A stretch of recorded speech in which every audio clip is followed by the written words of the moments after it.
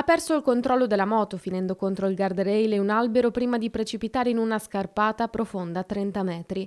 Era notte fonda quando è intervenuto il soccorso alpino della Pedemontana del Grappa, allertato intorno alle 3 del mattino, arrivato in aiuto del motociclista di 20 anni residente a Villorba.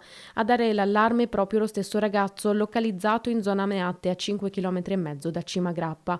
Il giovane è stato raggiunto da 7 operatori insieme al personale sanitario del SUEM di Crespano del Grappa che gli hanno prestato le prime cure. Sul posto erano presenti anche i vigili del fuoco. Il ragazzo, con una probabile rottura della gamba, è stato stabilizzato, caricato in barella e sollevato con contrappeso fino alla sede stradale, un intervento di recupero che ha richiesto 2 ore di tempo per riportare il giovane ferito in salvo.